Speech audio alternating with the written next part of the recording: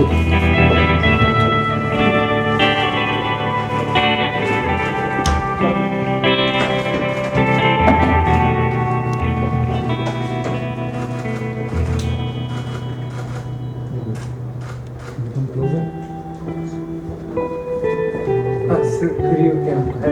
once, if you could look here, just next. Another थोड़ा पीछे.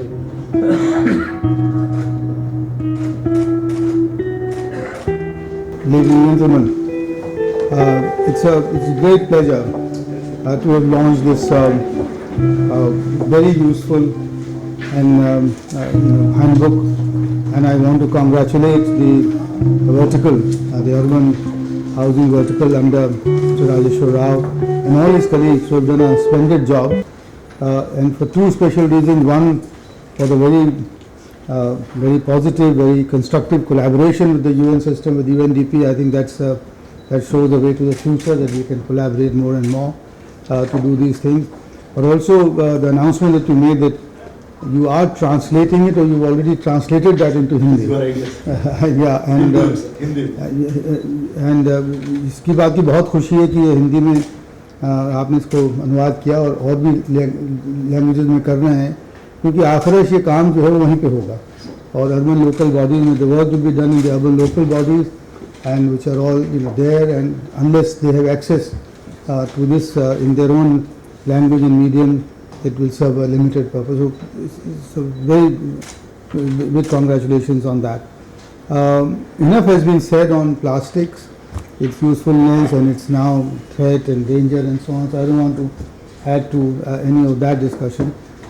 Just a couple of things. One, that I noticed in this book, the model that you discussed about Indore Municipal Corporation, and you called it the model for generating mass awareness. I think that is the key today going forward. अभी भी हमारे देश में इसके बारे में कोई जानकारी खास है नहीं कि प्लास्टिक कितनी ख़राब चीज़ है, और हम लोग उसको, I think that awareness spreading, I think is the key, and I would hope and request you to take that model for Indore, for going up to 450,000 houses, explaining to them, holding workshops, holding discussion groups, etc., to generate this. And as the CEO said, that will be the only way that you can generate a Jan Andolan, a people's movement. And a people's movement is what is required today for getting rid of this courage that we have amongst us. So that's one comment that I wanted to make, and I hope we will do this. And I want to congratulate also the Ministry of Environment for the latest amendments that we're bringing out. I think that will go a long way, on Plastic Aid Management Rules 2021, which is already notified. So I think that they will, go a long way in doing so. The only other two things I want to say. One is that I may be wrong, I admit to that, but for me the picture of waste and rag pickers and their life is still not a very, it's not something that I would want to encourage for any length of time. I have actually been on the Ahmedabad municipal dump with the Seva workers, the Seva women workers, and it's not a good sight. And when the dumpers come and these women run to them and pick the thing, etc. It's not a life that I would go for anybody. So Niti Aayog should work on something to replace that, to mechanize that, to do something about it, or to improve their productivity. So I appreciate the fact that they are being formed into cooperatives and so on and so forth, but we have to lift them out of it somehow, the rag pickers, because we can't remain a rag pickers economy. I think if you go to other countries, you will see that they don't rely on something like that. So I think it's time we need to get out of this. And so they didn't know, again as I said, pardon my saying it, but we cannot for once, if you like, celebrate or, the rag pickers story. So that's one. And the last point that I want to make is that I was looking at this, I wished, let me put it this differently. I hope that you will work more actively on private sector participation in all of this. And I give the example of Cyril Goods, the Parley for Oceans, who actually has done this huge work in the world for retrieving plastics from the ocean, and he has then collaborated with Adidas to produce shoes which are of a higher quality than the ordinary shoes from the recovered plastic. And all of you would, everybody should know that Cyril Bush is coming here on the 22nd of October and giving us a talk on that. So that's the sort of thing that we want to do here, and the innovation on that field. So that's the ambition that we should have. Without private sector participation, I'm afraid, large-scale private sector participation, I'm afraid we may not be able to achieve this. So with those very few words, and with again a note of congratulations to everybody concerned, I recommend this handbook to all, and I wish that everybody will follow these models and learn from them, and that genuinely plastic waste management will become a Jan Andolan in our country. Thank you all very much. Thank you.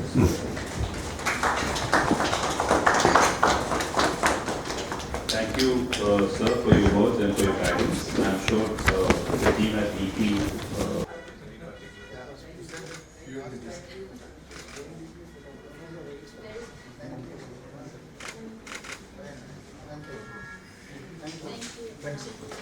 कम होगा जब इसके लिए एक आम जनता में इस बात की अवेयरनेस होगी, इस बात की जानकारी होगी कितना ये हानिकारक है।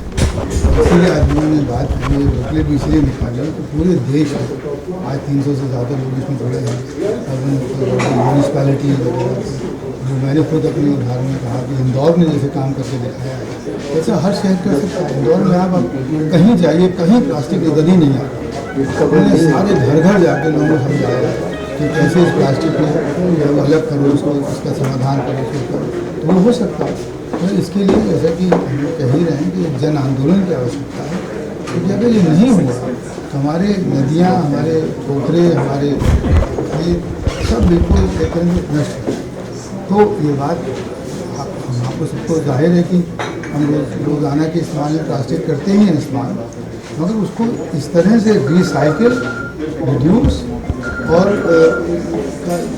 रीयूज, रिसाइकिल एंड रिड्यूस, तो उसके लिए हमें करना पड़ेगा। मैं जब छोटा था तब तो ये सब होता ही था, हम थ्रोअवे कल्चर में नहीं थे, अब आ गए हैं, उसको हमें बदलना पड़ेगा।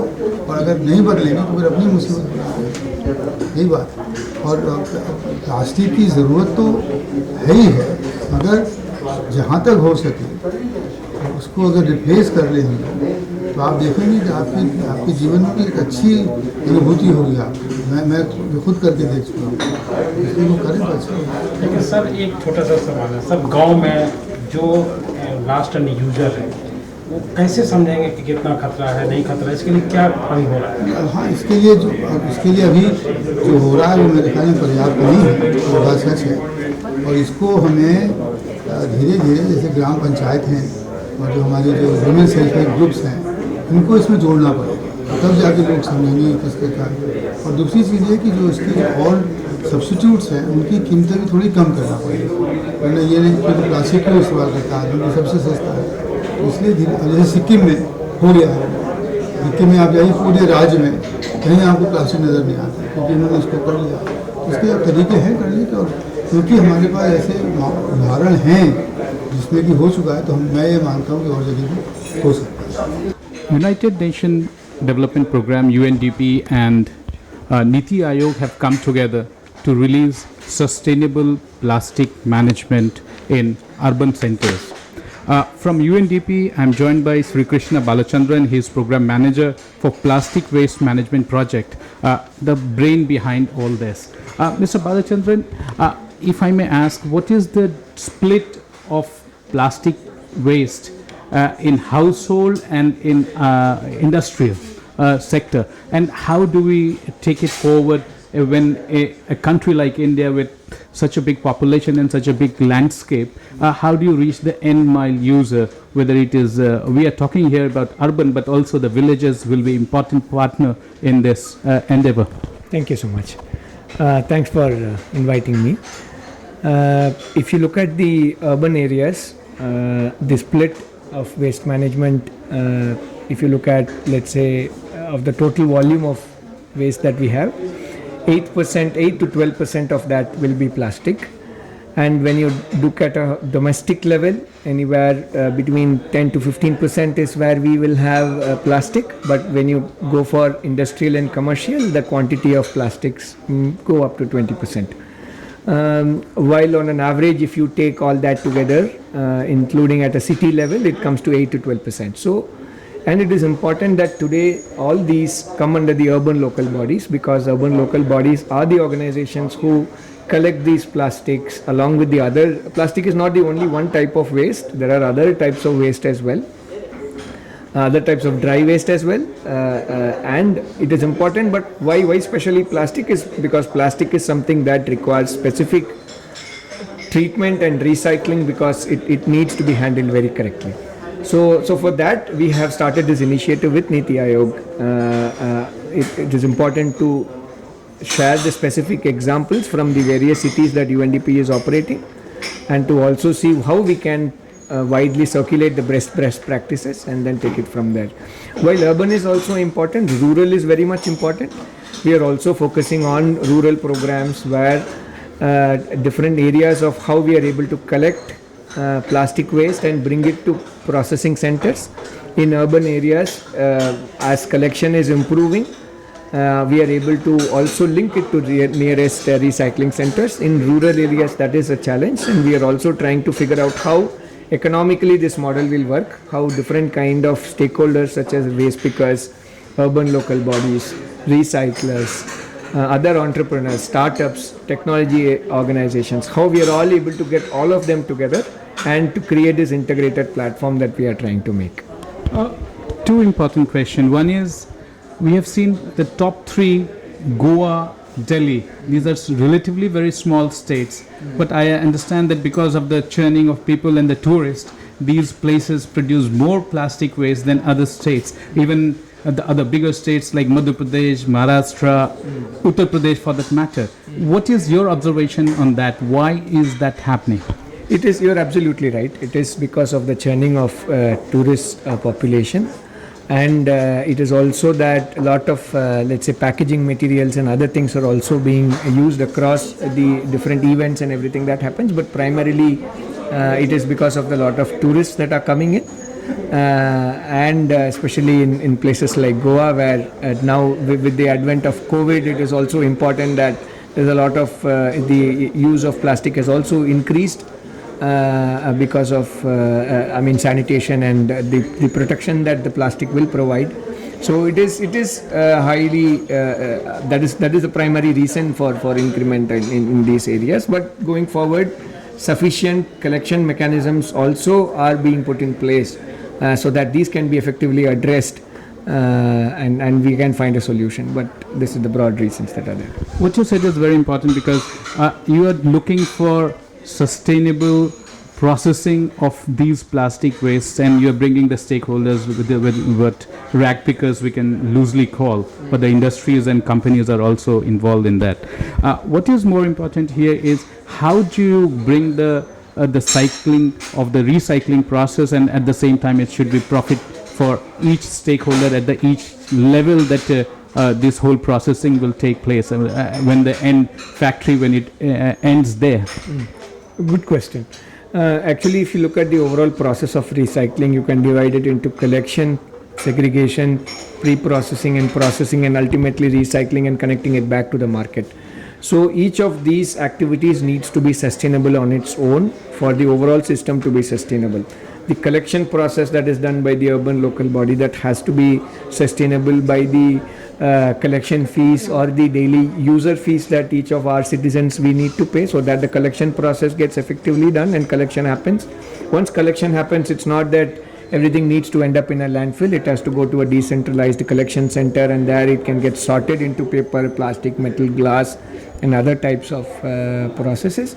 And from there, each of that, even in plastic, there are 7 broad categories of plastics, which is your PVT, PET, PVC, PP, LDP and HDPE. So even these further need to get segregated by color wise. So there are more than 35 broad categories of plastic waste that you can take, and each of the some of which are high value or medium value or low value. So based on that need to reach that particular destination, and that process of pre-processing, cleaning them and linking them to the recycling part. So everything, the whole process, the informal sector in India has done it hundreds of years again, and since the advent of plastic in the last 40-50 years. So it's important for us to move from there and really keep these as each individual processes, and once we see that, break it down into smaller things and we start building infrastructure towards that. In industries, startups, companies, provided by the right government policies, can really enable that to happen. Dr. Rajiv Kumar ji also has talked about that where plastic is biodegradable, and that will some insects eat that and that becomes biodegradable. How fast is the development? How fast we can adopt that to recycle plastic in that format, if possible? Yeah, newer technologies are definitely coming up. These biodegradable plastics are, a few countries have tried, and even in India there are a few companies who are trying to make that happen. We need to do a thorough testing in terms of how that needs to be done. It's little early to comment on that, but definitely it is something that biodegradable is what is the strength of plastic is its versatility. But the negative part of plastic is it does not degrade, which is also its strength, but it's also its weakness. If we are able to address the strength part of it and also address this part about biodegradability of plastic, definitely it will be a wonderful solution. But we need to wait and watch in terms of how quickly that can come to action and pass through the sufficient test and really make that happen. But a lot of very, very good progress is happening in that direction. We saw one of the product here line, which is like a asbestos that is used mostly in rural and industrial places. And now that when that turns into a plastic, then it life cycle of that product increases, and at the same time asbestos itself is more harmful than plastic for that matter, because we can replace asbestos. Do you think that this industry, the industry related to these recycled product in whether it is on roads or on building material, could be one of the aspect to generate interest or bring businesses into it and make it more sustainable in that sense? Absolutely. When you look at urban, waste is generated in the urban areas, and if we are able to process that back into urban areas into different products, whether it's in roads, whether it's in construction, whether it is using as a tree guard, whether you're using as a park bench, or you want to use that as any which way into newer avenues of construction and infrastructure development, definitely recycling, there will be a new era of recycling and recycled products. And today Secretary Environment also mentioned about plastics being allowed in the food and particles. So that's a very, very great initiative from the government side, and that also we can really see how that can even make companies get into more and more recycle, bring the quality of recycling much, much better. One last question. What is your experience in terms of Western Europe and America? How much of the industrial recycling does happen, or urban household recycling of plastic happen? Any benchmark or any figure that you may? Even at global level, it hovers around 15%, and that broadly, on different categories of material. For example, even in here in India, our PET recyclings are as high as 70%, but then are other materials which are not recycled. So overall, depending on the different categories, and of course the per capita consumption globally, or at least the developed countries, the per capita consumption of plastics are much more because they use a lot of packaged food. However, the recycling rates are quite low abroad as well. And India can be a leader definitely in that aspect of creating that circular economy, and create more jobs, create a cleaner environment, and of course contribute to positive climate change.